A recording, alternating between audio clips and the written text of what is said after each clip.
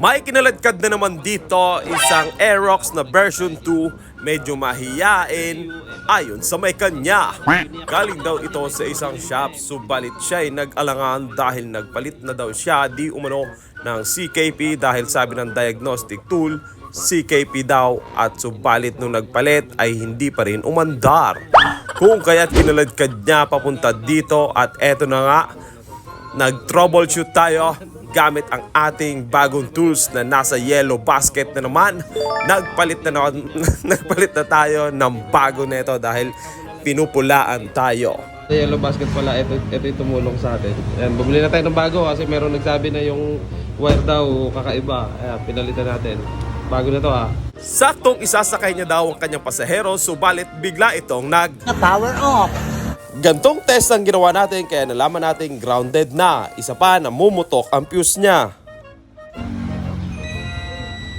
Bigla na lang nag-zero ang kanyang heartbeat kung kaya't dadalhin natin to sa eWorks. Wala na si eWorks dyan. Tansa lang yun. Hanapin nyo na lang sa FB. Eto, dumating na nga ang kanyang ECU mula kay eWorks at tinanong ko siya kung pinulikat ba ang kanyang mukha. At ang tugon niya, makatao daw talaga ang presyo.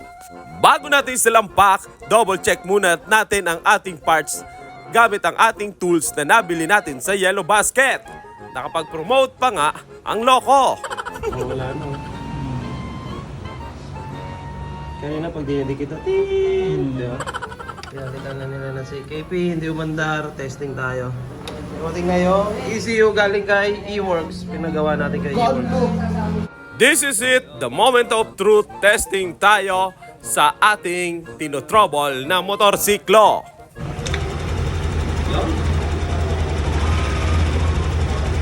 Dar na, makakabiyahe na kung may kanya. Eto kasi nabaon mo ng gusto. Kumbaga, inabot hanggang kidney. Ikaw lang nag-fit kaya kinakalibrate kanina, konti lang yung ikot eh. Kaya mo na, at least ayan na siya ngayon. Alright na. Susi-susi rin.